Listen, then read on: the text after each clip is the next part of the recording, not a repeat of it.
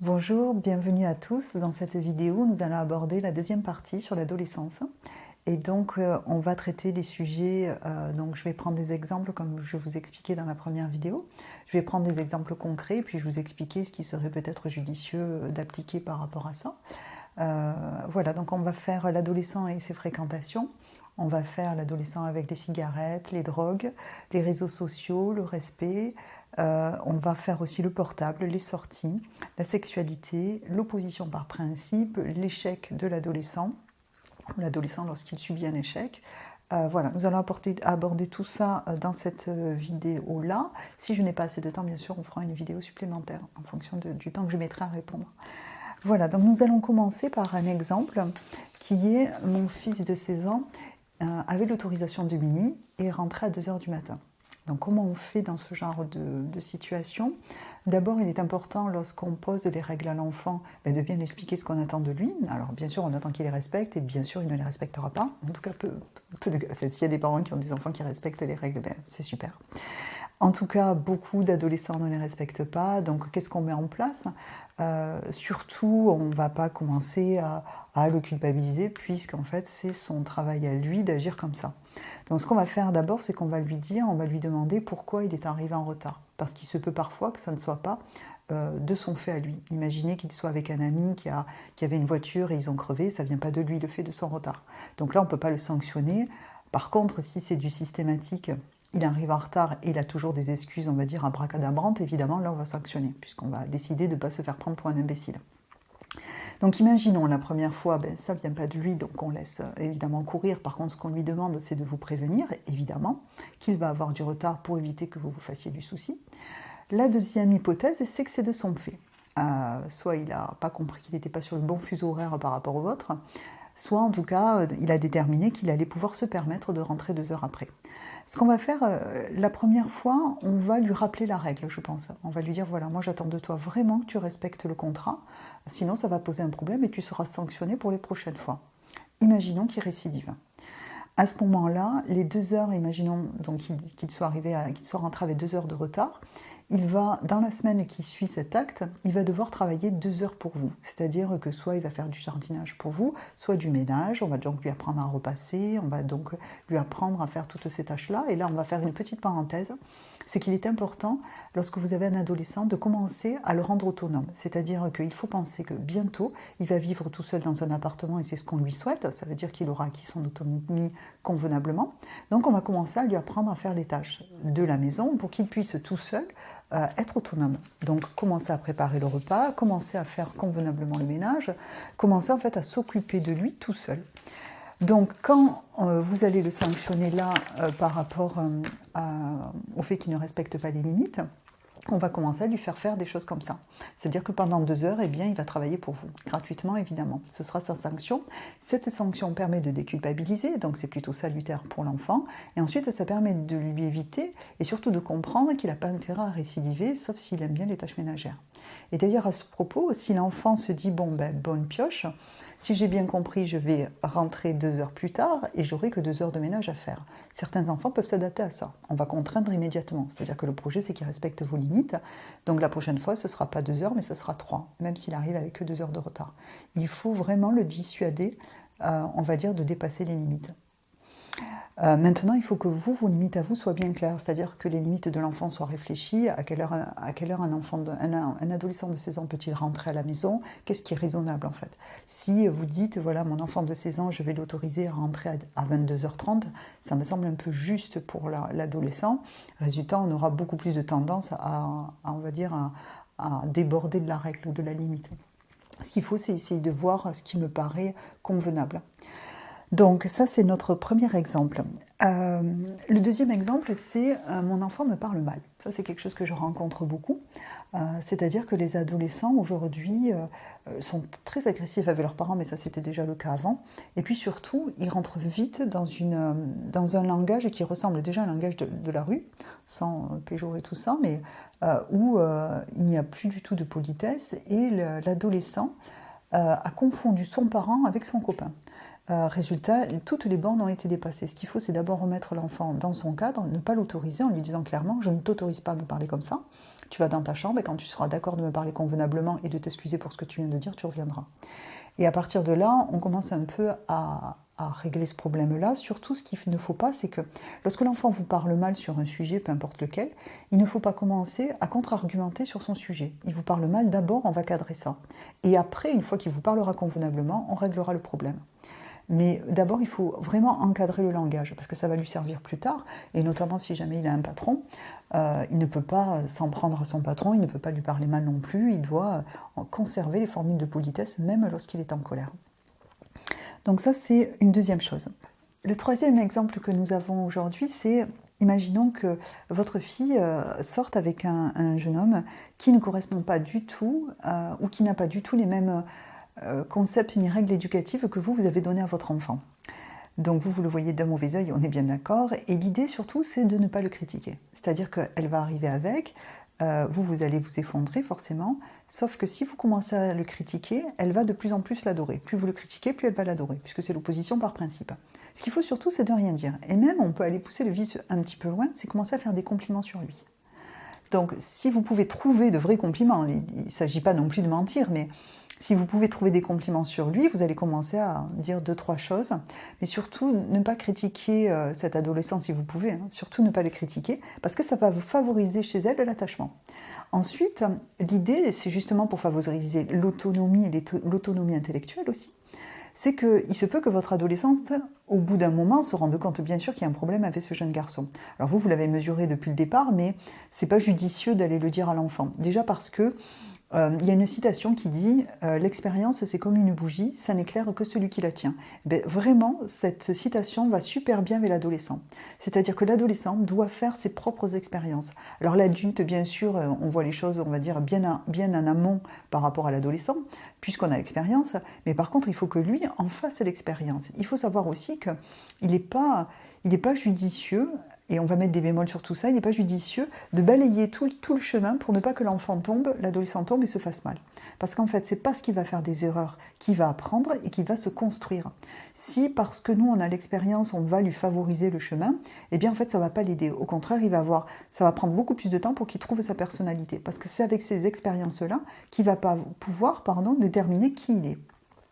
Donc reprenons l'exemple de cette jeune fille qui rentre avec un jeune homme et qui ne vous correspond pas du tout. Donc on ne va rien dire. Par contre, la jeune fille, à un moment donné, évidemment, ça ne va pas se passer convenablement. Donc elle va venir vous le formuler en disant « oui, voilà, je ne sais pas, j'ai des doutes ». Dans ces cas-là, ne sautez pas à pieds joints dans ce qu'elle vous tend. Il va falloir rester un petit peu en retrait en essayant qu'elle puisse élaborer son cheminement sur pourquoi elle a des doutes. Et vous allez poser des questions. Ah oui, mais pourquoi tu as des doutes? Raconte-moi, qu'est-ce que tu as perçu? Qu'est-ce que tu as vu?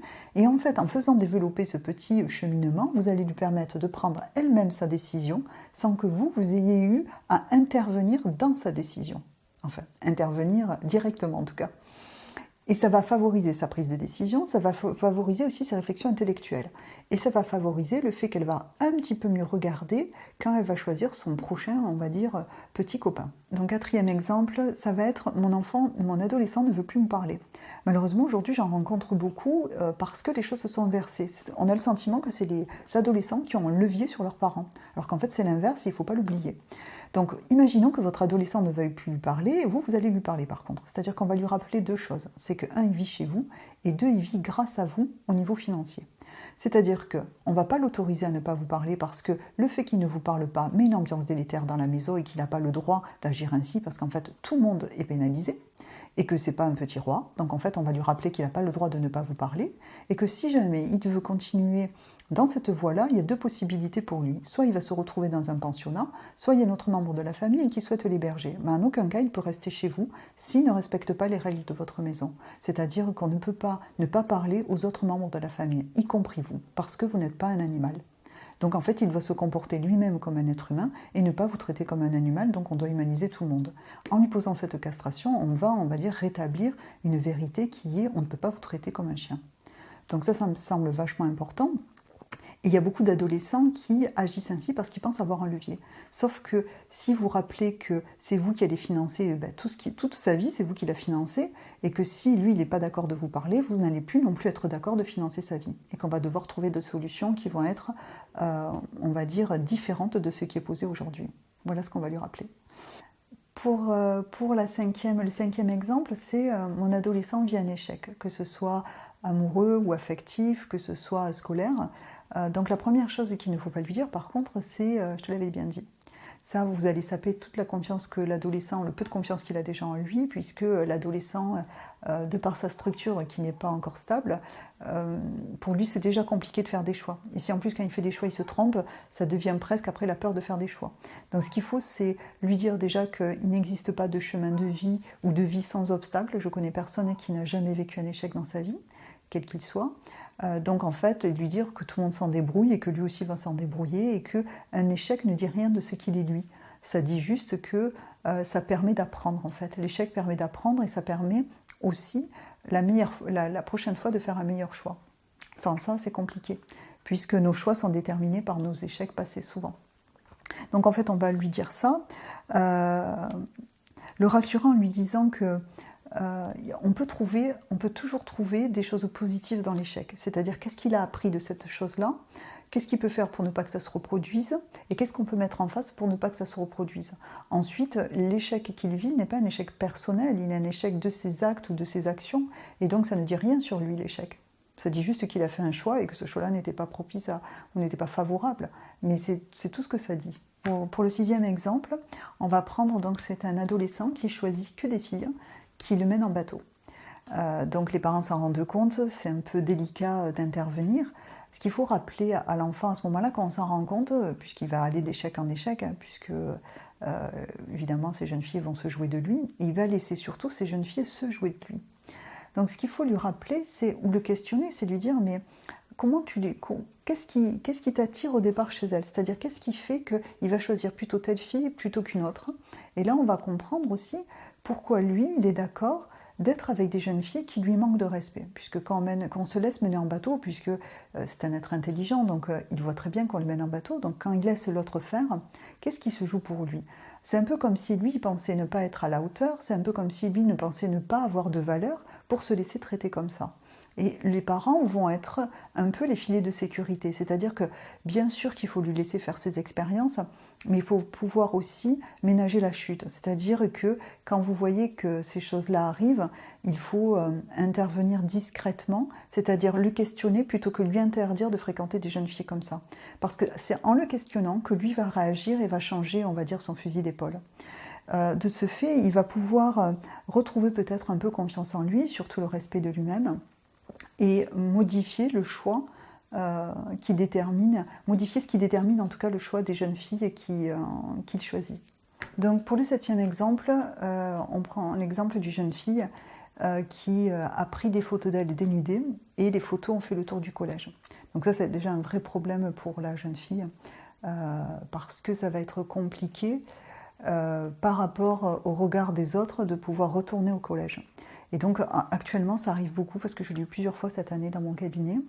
Et là ça va être plutôt aux parents d'essayer d'agir en amont. On va expliquer comment on fait quand ça arrive bien sûr, mais d'abord qu'est-ce qu'on peut faire pour pas que ça arrive.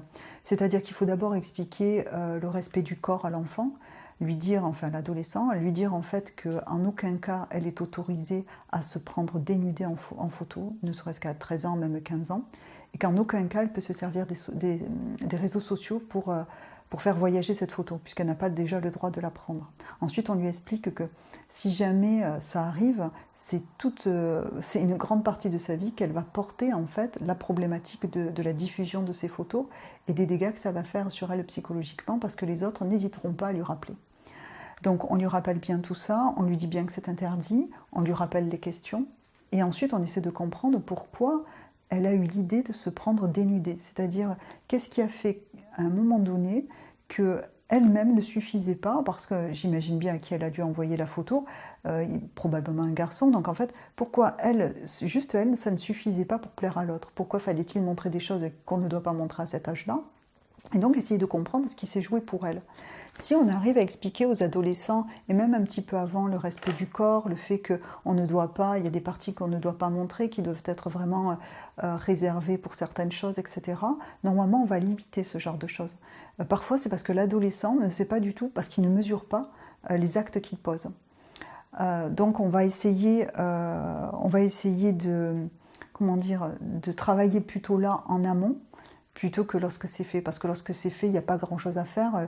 L'adolescent, la problématique, c'est qu'on est obligé quasiment de la faire voir un psy parce que ça a eu des impacts qui sont trop importants et que le parent, à ce moment-là, n'est pas en capacité d'aider l'enfant à régler les dégâts que ça a provoqués. Malheureusement, là, on en est souvent là.